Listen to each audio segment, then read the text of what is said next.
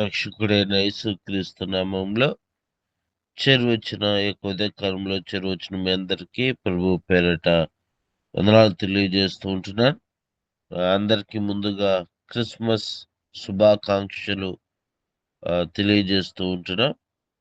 కొద్ది నిమిషాలు దేవుని యొక్క వాక్యాన్ని ధ్యానం చేద్దాం. పరిశుద్ధ గ్రంథమైన బైబిల్లోంచి దానియేలు గ్రంథము 12వ అధ్యాయము 3వ వచనాన్ని మరొకసారి చదువుకుందాం. బుద్ధిమంతులైతే ఆకాశ మండలంలోని జ్యోతులను పోలిన వారై ప్రకాశించెదరు. నీతి మార్గం అనుసరించి నడుచుకున్నట్లు ఎవరు అనేకులను తిప్పుదురో వారు నక్షత్రముల వలె నిరంతరము ప్రకాశించెదరు. ప్రార్థన చేసుకుందాం. పరిశుద్ధుడా, ప్రేమగల దేవ, కృపగల తండ్రి, బహుళతుడా, నీకు వందనాలయ్యా.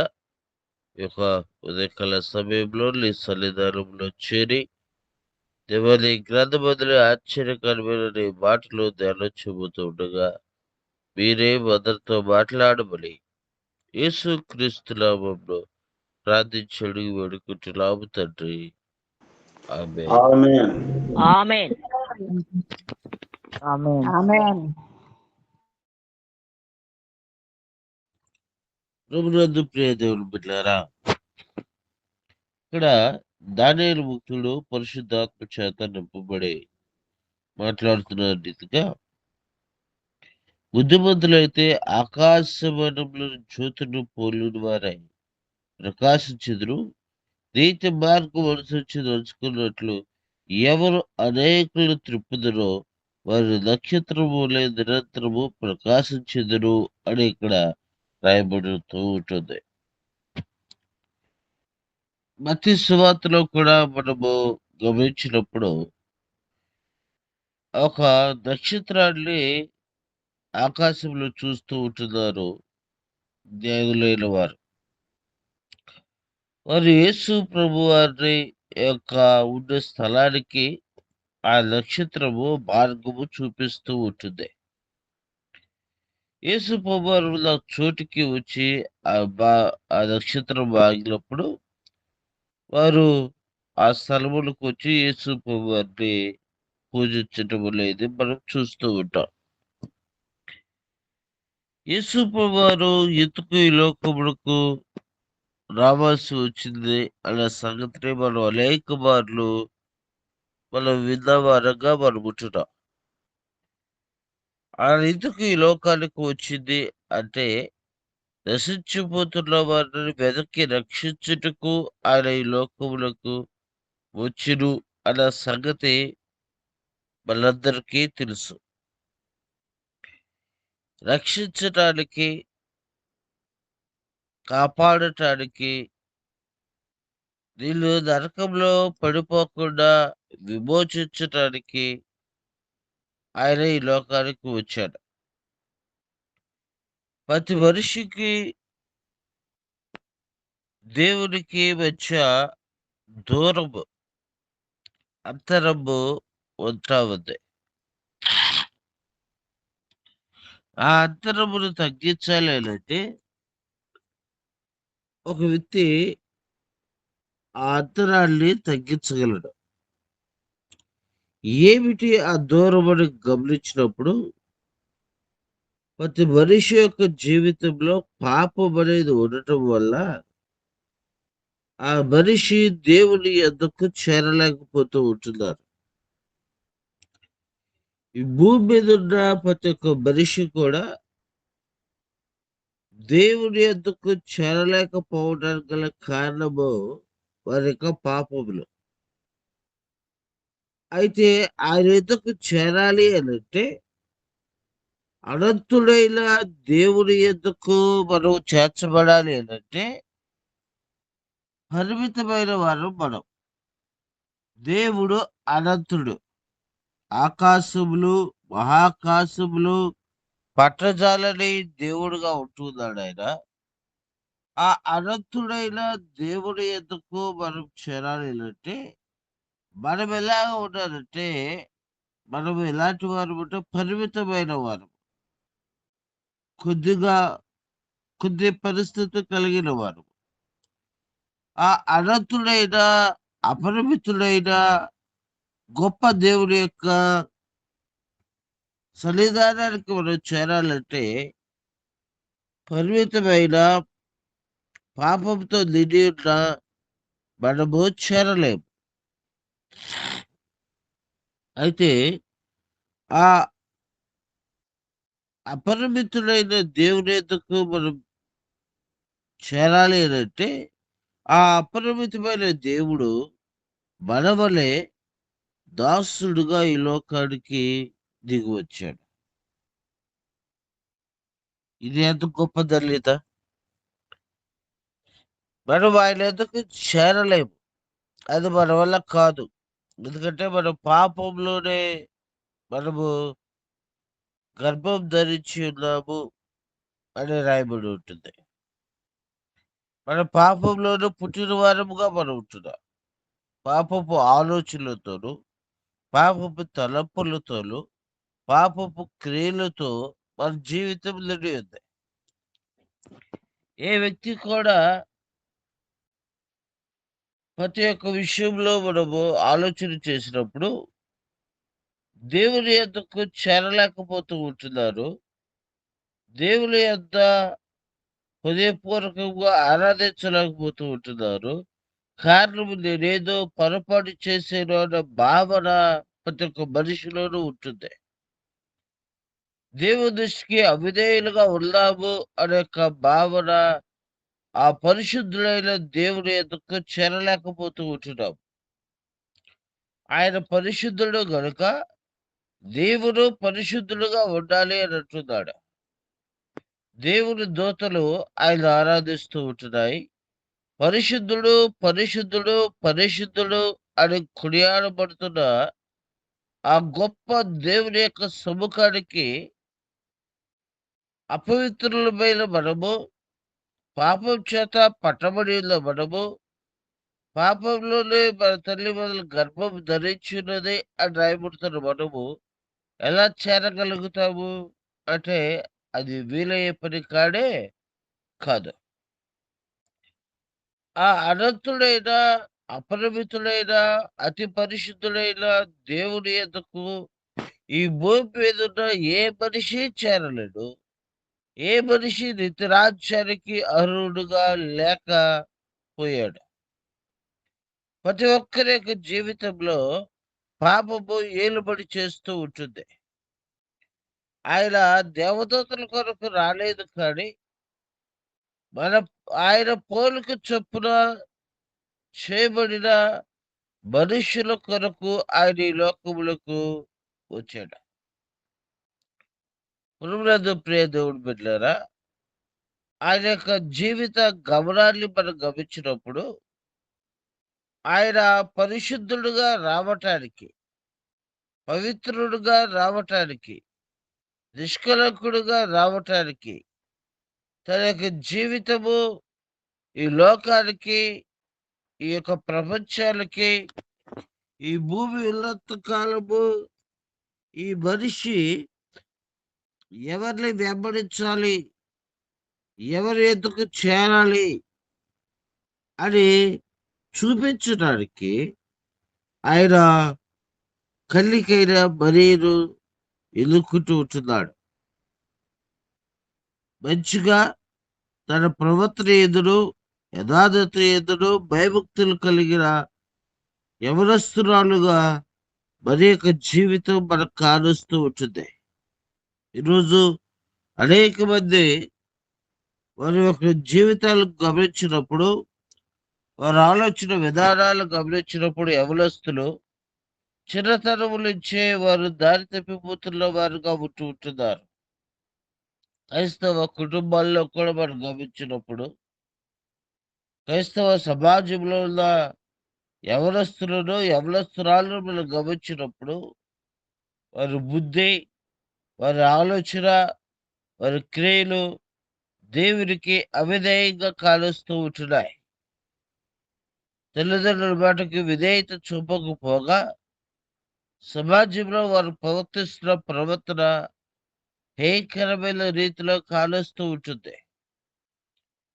ఇలాంటి భయంకరమైన దుర్భరమైన పరిస్థితుల్లో నేటి సమాజము యువత కాలుస్తూ ఉంటున్నారు. పాపంలో భయంకరమైన జీవితాన్ని యవనస్తులు జీవిస్తూ ఉంటున్నారు. ఆ దినములలో కూడా పాపం చేత పట్టబడి ఉన్నది మనుషుల యొక్క జీవితం. సొదొమ గొమొర్రా పట్టణాలు చూచినప్పుడు ఆ పట్టణాలు ఏ విధంగా అయితే పాడైపోయి ఉన్నాయో, నోవాహు దినాలను గమనించినప్పుడు అనేక సంవత్సరాలుగా దేవుని యొక్క సువార్తను ప్రకటిస్తున్నప్పటికీ మారు మనసు అక్కర లేక దాసరములకు ఏ విధంగా అయితే పడిపోయారో, అదేవిధంగా సొదొమ గొమొర్రా పట్టణాల్లో ఎంతగా హెచ్చరించినా కూడా మారు మనసు అక్కర లేక అనేక మంది ఏ విధంగా నశించిపోయారో, అలా నశించిపోకుండా ఎవరిని తీసివేయబడకుండా యేసు ప్రభువారు ఈసారి ఏం చేస్తూ ఉన్నాడంటే, ఆయనేదో భయభక్తులు కలిగిన వారు. ఆ దినముల్లో నోవాహు నీతిమంతుడుగా ఉంటున్నాడు. ఆయన కుటుంబం నీతిమంతురాలుగా ఉంటుంది. సొదొమ గొమొర్రా పట్టణాల్లో లోతు యొక్క కుమార్తెలు అంతవరకు నీతిమంతులుగా ఉన్నారు. యథార్థవంతులుగా ఉన్నారు. పాపం లేని వారుగా వాళ్ళు కానొస్తూ ఉంటున్నారు. యేసు ప్రభువారు భూమి మీదకి రావాలి అనుకున్నప్పుడు ఆయన పరిశీలిస్తూ ఉంటున్నాడు. ఆయన అనుదినము పరిశీలించే దేవుడుగా ఉన్నాడనే దేవుని యొక్క వాక్యము మనకి కానొస్తూ ఉంటుంది. ఓ మనిషి యొక్క హృదయ అంతరంగాలను పరిశీలించే దేవుడుగా ఉంటున్నాడు. ఎవరు పవిత్రులుగా జీవిస్తూ ఉన్నారు. హృదయము చాలా మోసకరమైన వ్యాధి కలిగినది అని అంటుంది.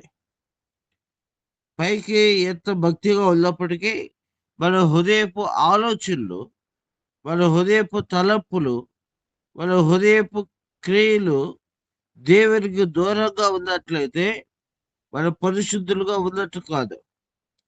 పైకి భక్తిగా ఉండి మోసకరమైన బుద్ధి కలిగి, మోసకరమైన ఆలోచనలు కలిగి, మోసకరమైన తలంపులు కలిగి మనం ఉన్నట్లయితే మన పరిశుద్ధులుగాను నీతిమంతులుగా ఉన్నట్టు మాత్రము కాదు. హృదయము దేవుని యొక్క ఆలయమై ఉన్నదని మీరు ఎరుగురా అని అంటున్నాడు. హృదయబదులు, భక్తి ఎదురు, నడక ఎదురు ప్రతి విషయాన్ని దేవుడు పరిశీలించే వ్యక్తిగా ఉంటున్నాడు. ఆ దినాల్లో మరియ దేవుని యందు భయభక్తులు కలిగిన బిడ్డగా ఉంటూ ఉంటుంది. దేవుని బిడ్డ, ఆ దినమున దేవుడు మరియమును ఎదుక్కుంటూ ఉంటున్నాడు. ఆ దినమున మరియమును దేవుడు పరిశీలించి ఆమె గర్భమున ప్రవేశించుటకు ఇష్టపడ్డాడు. పరిశుద్ధాత్మ చేత ఆమె గర్భమును ధరించి ఉన్నది. ఏ పాపంలో ఎరుగలేదే అని మరియా పరిశుద్ధాత్మ దూతతో మాట్లాడుతూ ఇట్లా సంగతిని మనం చూస్తూ ఉంటున్నాం. ప్రభునందు ప్రియ దేవుని బిడ్డలారా, ఇక మనం గమనించాల్సిన విషయము, దేవుడిని ఎంత ఉండాలి అని అంటే మనము పాపం లేని వ్యక్తులుగా మనం ఉండాలి. దేవుని యొక్క ఆలోచనలతో మనం జీవించాలి. నీలో ఉన్నవాడు లోకంలో ఉన్నవాళ్ళ కంటే గొప్పవాడు కదా అని దేవుని యొక్క వాక్యము తెలియజేస్తూ ఉంటుంది. అతి పరిశుద్ధుడైన దేవుని ఎద్దకు మనం చేరలేము, కానీ అతి పరిశుద్ధుడైన దేవుడే మన ఎద్దకు ఉండటానికి వస్తూ ఉంటున్నాడు. మనం వాళ్ళని చేరలేము, ఎందుకంటే మనము పరిమితమైన వారం, మనము సంకుచితమైన మనసు కలిగిన వారం, మనము పాపం చేత నింపబడిన వారం. అయితే మనం ఆయన ఎద్దకు చేరలేమని ఆయనే మన ఎద్దకు వస్తూ ఉంటున్నాడు. నశించిన పోతున్న మొదలను సంరక్షించటానికి నీ హృదయంలోనికి, నీ మధ్యకు ఆ పరిశుద్ధుడైన దేవుడు వస్తూ ఉంటున్నాడు. అయితే ఆయన చేర్చుకోవటానికి నువ్వు సిద్ధంగా ఉన్నావా లేదా అనేది మనం పరిశీలన చేయాలి. ఆయన చేర్చబడటానికి మన హృదయము పరిశుద్ధంగా ఉండాలి. ఆ పరిశుద్ధుడైన దేవుడు మనల్ని పవిత్రులుగా చేయటానికి, మనల్ని నీతిమంతులుగా చేయటానికి ఆయనే తన యొక్క ప్రాణమును త్యాగం చేయటానికి ఆయన ఈ లోకమునకు వస్తూ ఉంటున్నాడు. ఈ దినాల్లో మనము క్రిస్మస్ వేడుకలు చాలా ఘనంగా మనం చేస్తూ ఉంటున్నాం. తరాలు మారిపోతూ ఉంటున్నాయి. సంవత్సరాలు మారిపోతూ ఉంటున్నాయి. పండుగలు వస్తూ ఉంటున్నాయి. మనము మన ఇంటి మీద నక్షత్రాలు పెట్టుకుంటూ ఉంటున్నాము. ఇలా అనేక విధాలుగా మనము సెలబ్రేషన్ చేస్తూ ఉంటున్నాం. అయితే ఈ సెలబ్రేషన్స్ ఈ యొక్క డిసెంబర్ నెల ఒకటికే పరిమితమా? డిసెంబర్ అయిపోయిన తర్వాత వచ్చే గుడ్ ఫ్రైడేకు ఆ దినాల్లో ఉపవాసం ఉండి, ఆ దినాల గుడ్ ఫ్రైడేకు సులువు ధ్యానాలు చేయటానికే పరిమితమా? ఎంతవరకు మన యొక్క పరిశుద్ధతను నిలుపుకోవాలి? ఎంతవరకు మనం నీతిమంతులుగా ఉండాలి?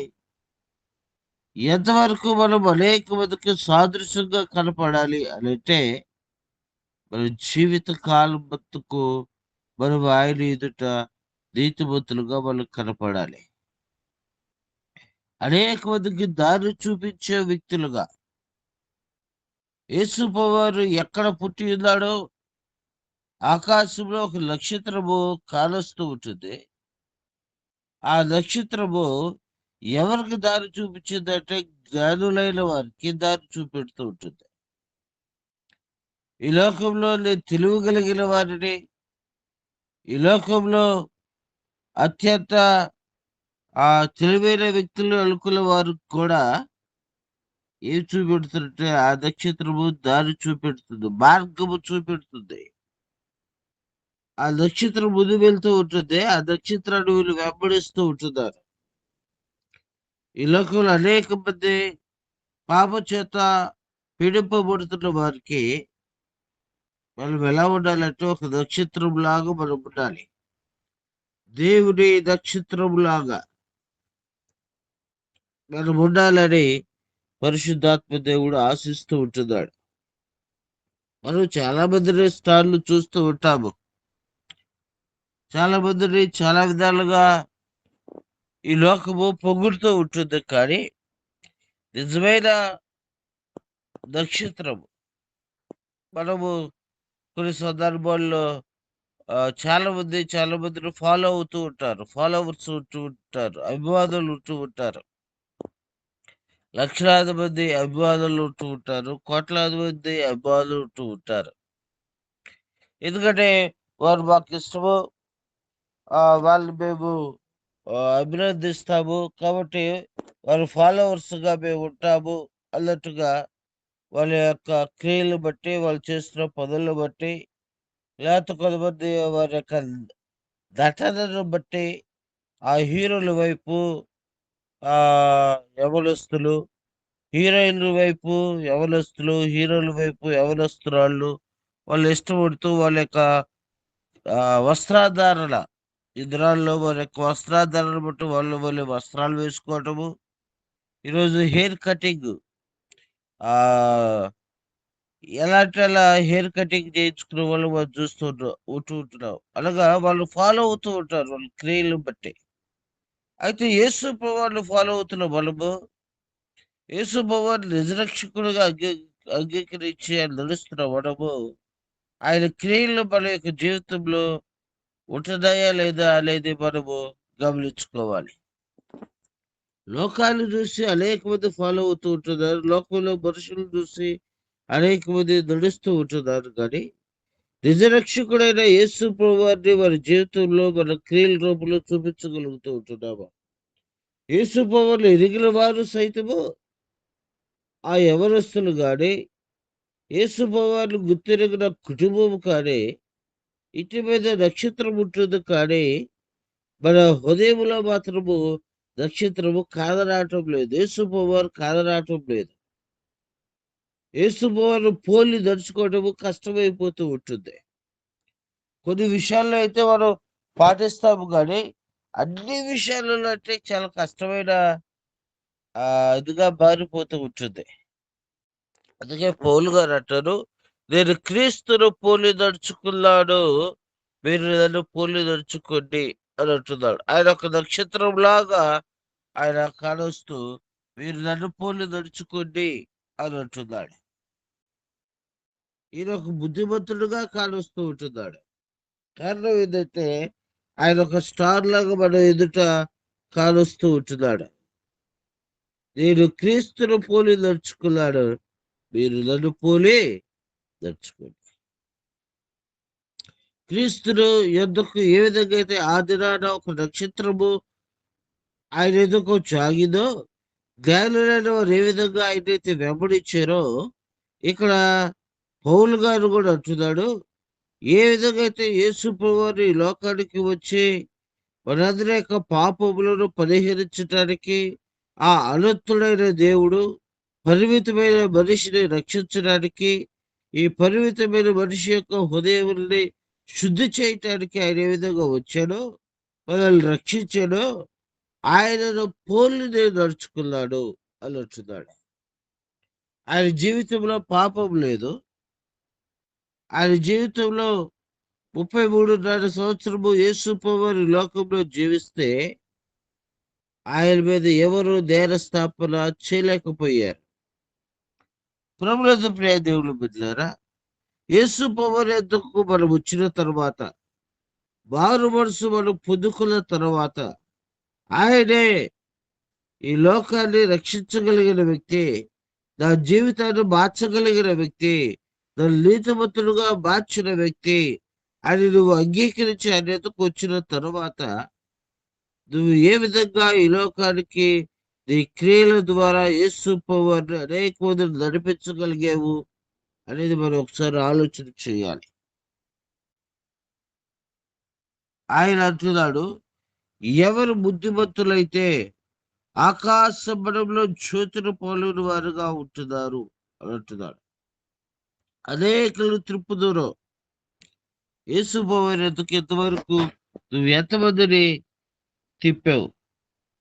యేసు ప్రభువారి యొద్దకు ఎంతమందిని నువ్వు నడిపించగలిగావు?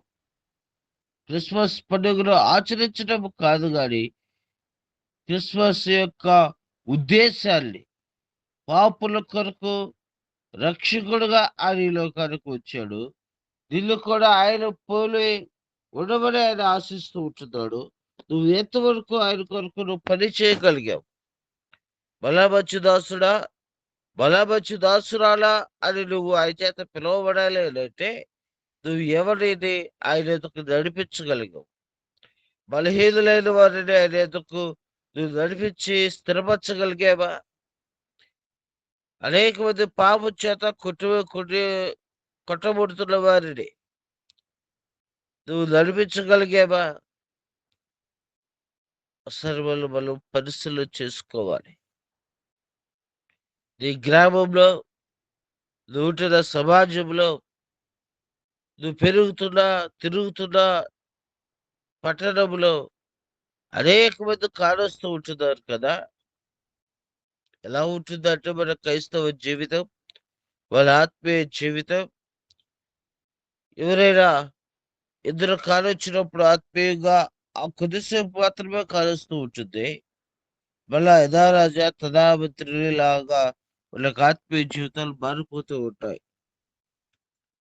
మనము నిరంతరము క్రీస్తును పోలి వ్యక్తులుగా మనం జీవించాలి. ఆయన అంటున్నాడు, నా మీద నేరస్థాపన ఎవరైనా చేయగలుగుతారా అని అంటున్నాడు. రక్షించబడిన మన యొక్క జీవితంలో అనేక మార్లు నేరస్థాపన చేయించుకోదగిన వ్యక్తుల్లాగా మనం ఉంటున్నాం. వీరికి కోపం ఎక్కువయ్యా, వీరికి కొంచెం అసూయ ఎక్కువయ్యా, వీరు ఆశపోతూ, వీడు తిండిపోతూ, వీరు డబ్బు కొరకే పనిచేస్తాడు, వీరు పదవి కొరకే పనిచేస్తారు, వీళ్ళు ఆ పొగడ్తల కొరకే పనిచేస్తారు. ఏ మాత్రం కొంచెం తగ్గించినా కొంచెం తట్టుకోలేరు. ఇలాంటి స్వభావాలు మనలో ఉన్నప్పుడు మనం ఏ విధంగా క్రీస్తుని ఎందుకు మనం నడిపించగలుగుతాము? దేవుడు యేసు ప్రభువును తను తగ్గించుకున్నాడు. ఎవరెంత తగ్గించుకున్నాడు? పాపుల మీద మన ఎంత తగ్గించుకున్నాడు. నీతిమంతుల కొరకు కాదు నేనొచ్చింది, పాపుల కొరకు నేను వచ్చానన్నాడు. అసలుకి ఆయన పాదం పెట్టుకునే పీఠమాట భూమి. అట్లాంటి మహోన్నతుడు ఎవరు చూడలేని తేజస్సులో నిలిచి ఉన్నవాడు, ఎవరు సమీపించలేని తేజస్సులో ఉన్నవాడు ఎంతగా తగ్గించుకున్నాడు అనంటే పాదముల మట్టుకు తగ్గించుకున్నాడు. కానీ ఈ దినాన మనం తగ్గించుకునే స్వభావము వాళ్ళు ఉండదు. ఇక ఎంతమందిని మనం నడిపించగలుగుతాము? ఎంతమందికి మనం జ్యోతుల్లా కానొస్తూ ఉంటాము? ఎంతమందికి మనం క్రీస్తు యొక్క మార్గములను వారికి చూపించగలుగుతాము? చిన్న చిన్న విషయాలకే అలిగిపోయే మనము, చిన్న చిన్న విషయాలకే మనలో అసూయ, ద్వేషము కనిపించే మనలో ఎంతమందిని మనము దేవుని ఎదుకు మనం నడిపించగలుగుతాము? ఒకసారి ఆలోచన చేయాలి. మనలోనే మనము ధ్యాన స్థాపన చేసుకునే విధంగా ఉన్నట్లయితే అన్యులైన వారిని, దేవుని ఎరగని వారిని, దేవునికి దూరస్తులుగా ఉన్న వారిని క్రైస్తవ సమాజము ఎంతవరకు నడిపించగలుగుతుంది? సంఘాల మధ్య ఆంతర్యాన్ని మనం చూస్తూ ఉంటున్నాము. సేవకుల మధ్య ఆంతర్యాన్ని మనం చూడగలుగుతూ ఉంటున్నాము. విశ్వాసుల మధ్య ఆంతర్యాన్ని మనం చూడగలుగుతూ ఉంటున్నాము. ఇక అందులేని వారిని ఏ విధంగా మనం దేవుని ఎదుకు నడిపించగలుగుతాం? ఈ ఆంతర్యాన్ని తగ్గించడానికి, ఈ ఆంతర్యాన్ని దూరం చేయడానికి యేసుప్రభువారు ఈ లోకానికి వస్తే క్రైస్తవ సమాజంలో సహోదరుల ఐక్యత కలిగి ఉంటే ఎంత మేలు, ఎంత మనోహరమో చెబుతున్న మనము సంఘాల మధ్య ఆంతర్యాన్ని చూపిస్తూ ఉంటున్నాము. అందులేని వారికి ఎగతాళిగా మారిపోతున్న దినాలు మరి. వాళ్ళే కొట్టుకుంటున్నారు, వాళ్ళే ఉంటున్నారు అంటూ కనబడుతున్న సమాజము మన క్రైస్తవ జీవితం. ఇంకొకరికి ఏ విధంగా బుద్ధి చెప్పగలుగుతాం? ఇంకొకరు ఏ విధంగా దేవునికి నడిపించగలుగుతాము? మీరు సరిగ్గా నడవండి, మీరు సరిగ్గా ఆరాధన చేయండి, మీరు సరిగ్గా ఉంటేనే కదా మిమ్మల్ని పోలి నడుచుకోవటానికి అంటున్నారు. చిన్న చిన్న ఆధిపత్యాల కోసమే మనం కనబడిపోతూ ఉంటాం. మన నోటి మాటల చేత పడిపోతూ ఉంటాము. మన క్రియల చేత సమాజానికి చూపెడుతూ ఉంటాము. మనం ఏ విధంగా దేవుని యొద్దకు మరొకరు నడిపించగలుగుతాం? మన సాక్ష్యం ఎలా ఉంటుంది? ప్రియ దేవుని బిడ్డ, క్రీస్తు నీలో పుట్టి ఉంటే, నిజముగా ఆయన మనం వెంబడించే వారంగా ఉంటే, మన యొక్క ప్రవర్తన చూచి అనేక మంది నిన్ను పోలి నడుచుకోవాలి. నువ్వు వాళ్ళకు స్టార్‌గా కనపడాలి. నువ్వు ఒక ప్రత్యేకమైన వ్యక్తిగా కనపడాలి సమాజంలో. నిన్ను చూచి నువ్వెవరినైతే వెంబడిస్తున్నావో, ఆ వెంబడించే వ్యక్తి దగ్గరికి నిన్ను చూచి అనేక మంది వెంబడించాలి. అప్పుడు ఒక నక్షత్రంలాగా వాళ్ళకి దారి చూపించే వ్యక్తిగా ఉంటావు. అంతవరకు నడిచిన వ్యక్తి ఆ నక్షత్రం కానరాకపోయినప్పుడు వాళ్ళెక్కడికి పోతున్నాడు? హెరోదు రాజు దగ్గరికి పోతున్నాడు. యూదుల రాజుగా పుట్టినవాడు ఎక్కడ ఉన్నాడు? ప్రియ దేవుని బిడ్డ, వాళ్ళు నిన్నడగాలి. క్రీస్తు యొద్దకు చేర్చబడాలంటే నేను ఏమి చెయ్యాలి? రాజులు సైతము, అధికారులు సైతము నిన్ను అడిగే వ్యక్తిగా ఉండాలి. నిన్ను పోలి మేము నడుచుకోవటం ఎలా జీవించాలి? ఎలా మేము ఉండాలి? దేవుని ఎలా పరిశుద్ధంగా ఉండాలి? ఎలా ఉంటే ఆయన్ని మేము చేరగలుగుతాము అని అన్యులైన వారు నిన్ను అడగాలి. మేము ఎలా ఉంటే ఆయనను సన్నిధానానికి ఆ నిత్యరాజ్యానికి మేము చేరగలుగుతాము, ఏక నరకము నుంచి ఏ విధంగా తప్పించగలుగుతాము అని నేను అడిగే వ్యక్తిగా నువ్వు ఉంటున్నావా లేదా అని పరిశీలన చేయాలి. సమయం అయిపోతుంది. ప్రభునందు ప్రియ దేవుడు బిడ్డ, ఈరోజు నువ్వు ఒక స్టార్ లాగా నిజ రక్షకుడైన యేసు ప్రభువుని నిజంగా వెంబడించే వ్యక్తిగా నువ్వు ఉంటున్నావా? తాత్కాలికమైన వాటి కోసం పరుగులెత్తుతూ, తాత్కాలికమైన వాటిని నీ హృదయంలో పెట్టుకొని నిజముగా దేవుని యొక్క రక్షణను తిరస్కరించే వ్యక్తిగా నువ్వు ఉంటున్నావా? ఆయన వచ్చింది మనల్ని రక్షించడానికి, నిత్య రాజ్యానికి నడిపించడానికి. ఆయన ఎరిగిన మనము, ఆయన హృదయంలో చేర్చుకున్న మనము ఉదయకాల సమయంలో ఎంతో ప్రయాసతో, ఎంతో భయభక్తులతో దేవుని సముఖానికి వస్తున్న మనము ఇదే దేవుని భయభక్తులు కలిగి ఆయన ఎందుకు అనేక మందిని నడిపించే వ్యక్తులుగా మనం ఉన్నప్పుడు నిజమైన క్రిస్మస్ ఆరాధన దేవునికి మన పట్ల జరుగుతూ ఉంటుందని దేవుడి కొద్ది మాటలు దీవించి ఆశీర్వదించును గాక. ఆమేన్. అందరికీ వందనాలు. ఆమేన్. Praise the Lord. అందరికీ వందనాలు. ప్రార్థన చేసుకున్నామండి. పరిశుద్ధుడా పరిశుద్ధుడా పరిశుద్ధుడా, కృపయు కనికరం కలిగిన మా తండ్రి, వేలాది స్తుతులు స్తోత్రాలు ప్రభా. గడిచిన రాత్రంతా తండ్రి చక్కగా తండ్రి క్షమంతో నింపి అయ్యా ఉదయకాల సమయంలో తండ్రి మీ సన్నిధిలో తండ్రి కనబడడానికి మీరు దయచేసినటువంటి గొప్ప భాగ్యాన్ని బట్టి వందనాలు చెల్లిస్తున్నాం ప్రభా. నాయన కొన్ని రోజులుగా తండ్రి క్రిస్మస్ సందేశాలను వినుటకు కృపనిస్తున్నందుకు వందనాలు చెల్లిస్తున్నాం ప్రభా. అవునయ్యా, మేము ఒక వెలుగుగా ఒక నక్షత్రంగా ఉండుటకు మీరు మాకు కృప చూపిస్తున్నందుకు వందనాలు చెల్లిస్తున్నాం నాయన. మేము కూడా తండ్రి ఇతరులకును మీ వద్దకు నడిపించబడినట్లు మాకు కావాల్సినటువంటి భక్తిని, జ్ఞానాన్ని, శక్తిని తండ్రి మేమును మంచి జీవితాలు జీవించలాగన మీ పరిశుద్ధాత్మ సహాయాన్ని మాకు దయచేయండి తండ్రి. అయ్యా మిమ్మల్ని పోలి జీవించే వారిగా మేము ఉండులాగున సహాయమును దయచేయండి. ఆత్మఫలాలను ఫలించే వారిగా మాకు సహాయం దయచేయండి నాయన. మమ్మల్ని మా పాపాలను దయించి క్షమించమని అడుగుతున్నాం తండ్రి. మా యొక్క ప్రతి బలహీనతలను కూడా తండ్రి మేము విడిచిపెట్టే వారంగా ఉండులాగా మాకు సహాయం దయచేయండి తండ్రి.